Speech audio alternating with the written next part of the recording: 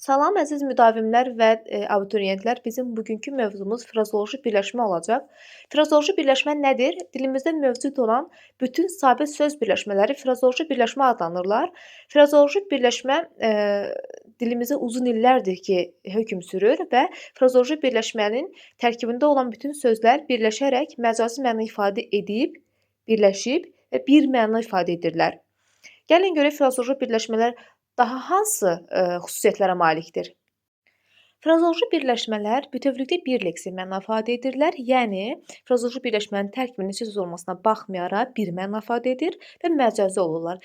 Yəni, həmin frazeoloji birləşmənin tərkibinin neçə söz olmasına baxmayaraq, həmin sözlər öz həqiqi mənasını itirib məcaziləşiblər.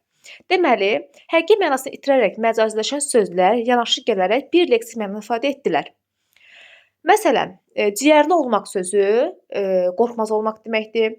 Özünü itirmək sözü, yəni təlaşlanmaq deməkdir. Görürüz, hamısının əslində bir mənası var. Nə olsun ki, o sözlərin tərkibindən birdən çox söz var. Lakin birləşərək bircə dənə məna ifadə etdilər. Tərkibcə dəyişmirlər. Yəni ki, bir dənə məna ifadə edirlər. Yəni əvvəl də dedim. Yəni gözün su içməmək, şübhələnmək, bir insana şübhə etmək deməkdir. Görürsünüz, bir məna ifadə etdi. Dil boğaza qoymamaq, yəni o qədər çox danışır ki, dilində boğaza qoymur da, bu çox danışanlara deyilir. Əldən düşmək, yəni görürsünüz, yorulmaq. Frazeoloji birləşmələr formaca dəyişə bilirlər, yəni ki, qrammatik şəkilci qəbul edirlər. Frazeoloji birləşmə leksik şəkilci qəbul etmir, çünki leksik şəkilci sözə qoşularaq yeni mənalı söz əmələ gətirir. Frazeoloji birləşmədə belə bir xüsusiyyət yoxdur. Qrammatik şəkilci qəbul edə bilirlər. Zaman, şəxs sonluğu, mənsubiyyət, hal şəkilçiləri və yaxud da ki, cəm şəkilçisi və digər şəkilçiləri qəbul edə bilirlər. Məsələn, müəllimə diqqətlə qulaq asırdım. Nəyə dedim? Qulaq asırdım.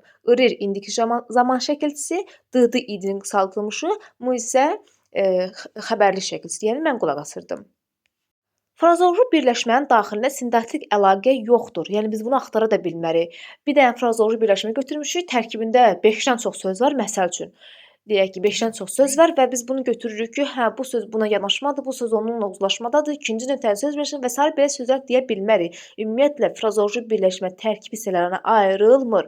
Gözdən düşmə sözü biz deyə bilmərik, burada idarə əlaqəsi var. Zənnətlə minməyə deyə bilmərik, idarə var, uzlaşma var, ikinci, üçüncü deyə bilmərik bunu.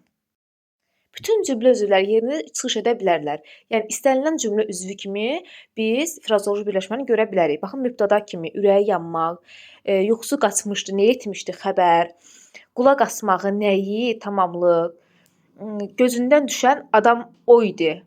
Hansı adam gözündən düşən, təyin, kiməsə ağız açanda, zərflik. Frazeoloji birləşmələr tərkib deyil, söz birləşməsi deyil. Yəni, frazeoloji birləşməni gördü, aha, onun tərkibində 2-3 dənə söz var, aha, bu deməli mütləq ki, tərkibdir. Xeyr, heç söz birləşməsi də deyil. Çünki söz birləşməsi 2 dənə müstəqil mənası olan sözü birləşdirib söz birləşməsi əmələ gətirirsə. Amma frazeoloji birləşmənin tərkibində olan sözlər axı birləşərək bir məna ifadə edir. Məsələn, söz verənlər gəldilər, nə etdilər, gəldilər, kim, söz verənlər, hamısı birgə bir məna ifadə etdi, tərkib deyil. Ona söz verənləri gəldilər. Nə etdilər, gəldilər, kim, ona söz verənlər. Baxın, burada ona söz verən artıq birləşərək tərkib əmələ gətirib. Söz verənlər bir məna, ona da bir məna. Dərk etmək, yardım etmək, söhbət etmək, ağıllı olmaq, bu kimi sözlər ki var dilimizdə. Biz bunları bəzən frazeoloji birləşmələrlə qarışdıra bilərik. Lakin qarışdırmaq olmaz. Çünki dərk etməkdir, yardım etməkdir, söhbət etməkdir. Baxın, bu sözlərin mənasında söhbətdir, yardımdır, dərk mənaları var. Yəni bunlar öz həqiqi mənasını itirməyiblər. Amma frazeoloji birləşmədə həqiqi məna itirilməlidir. Baxın, yardım etmək sözündə yardım sözü nə deməkdir? Köməkdir. Yardım etmək sözündə də kömək etmək sözündə görürsünüz eynilik təşkil eləyir. Yəni öz həqiqi mənasını saxlayıb. Amma ciyərli olmaq sözü nə deməkdir? Cəsarətli olmaq deməkdir. Cəsarət deməkdir. Buradakı o ciyərli sözü öz həqiqi mənası ciyər deməkdir də. Ciyərli, nəsə ciyər var. Bu onu saxlamayıb axı, deməli məcaziləşib. Məcaziləşibsə frazeolojidir. Məcaziləşməyibsə deməli həqiqi mənalı sözdür.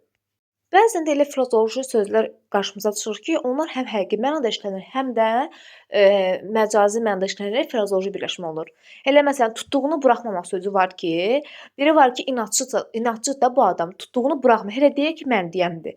Bir də var ki, doğrudan da ipin ucunu məsələn tutub və onu buraxmır. Və ya da uşağın əlinə bir şey vermirsən, bir qaşıq vermirsən, nə qədər çalışırsansa o tutduğunu tutub heç buraxmır. Ya da yola düşmək. Biri var ki, yolu getmək, yola artıq, getmək mənasındadır. Bir də var ki, top yola düşdü. Görürsüz, burada artıq məcazi deyil, həqiqi mənalıdır. Burada, slaydlar getdikcə siz də zəhmət olmasa özünüz üçün qeyd götürün. Frazeoloji birləşmələr həm amonim, sinonim və həm də antonim ola bilirlər. Amonim frazeoloji birləşmələri də burada göstərmişəm. Hətta bu qədər deyil, çoxdur. Bunun üçün lüğətlərdən istifadə etmək lazımdır. Daha sonra sinonim frazeoloji birləşmələr də, burada verilib. Məsələn, amonim frazeoloji birləşmələr. Bunlar deyilişi və yazılışı eyni olur, mənaları fərqli olur. Məsələn, aya qaçmaq. Biri var bir yerə tez-tez getmək. Tez-tez belə yerli getmək yox ha.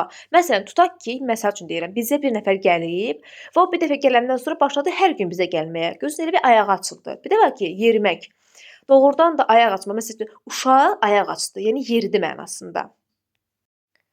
Daha sonra canı çıxmaq. Biri var ki, yorulmaq. O qədər yoruldu ki, canı çıxdı. Deyirsən ki, "Ax, o qədər yorulmuşam, bir də canım çıxdı." Bir də var ki, məsələn, it öldü, yarım saatdan sonra canı çıxdı məsələn də, yəni öldü də artıq. Sinonim frazeoloji birləşmələr isə yazılışı və deyilişləri fərqlidir, lakin mənaları eynidir. Məsələn, qəlbinə yol tapmaq və yaxud da ki, qılığına girmək. Görürsüz, yazılış və deyiliş fərqlidir, amma mənası eynidir. Yəni ki, onun xoşuna gəlmək mənasını ifadə eləyir də. Kefinə soğan doğramaq, qanını qaraltmaq, yəni onu hirsləndirmək. Başına turp əkmək, başında qoz sındırmaq. Yəni ki, başına çıxırsan da bir adamın, bu da elə frazeoloji birləşmədir. Bəxti açılmaq, taleyə üzünə gülmək. Yəni ki, artıq bu insan istəyinə nail olub da, bəxti açılıb bu insan, taleyə üzünə gülüb, yaxşı olub hər şey. Antonim frazeoloji birləşmələr isə deyilişi və yazılışı fərqli, mənaları isə bir-birinə əks olan sözlərdir, frazeoloji birləşmələrdir. Dünyaya gəlmək, yəni ki, uşaq dünyaya göz açdı. Və yaxud da ki, dünyasını dəyişmək, artıq həmin uşaq böyüdü, qocaldı, dünyasını dəyişdi, öldü. Can vermək, biri var ki, ölürsən, artıq can verdi, öldü. Bir də var ki, cana gəlmək, yəni ki, dirilmək, sağalmaq. Bu can vermək, cana gəlmək sözləri də ayrı-ayrı da həmçinin də amonimdir. Daha sonra qəlbi açılmaq, qəm dəryasında batmaq. Qəlbi açıldı, yəni ki, belə fərəhləndi, yaxşı oldu hər şey. Bir də qəm dəryasına batmaq, yəni kədərlənmək. İndi isə gəlin frazeoloji birləşmələri ümumiləşdirək. Deməli, məcazi olur. Bütövlükdə bir leksik məna ifadə edir.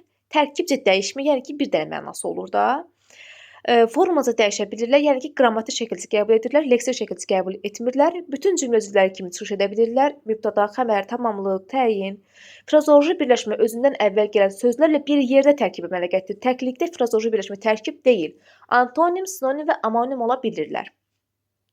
Sonda isə, şəkillər üzərində frazeoloji birləşmələri göstərmişəm.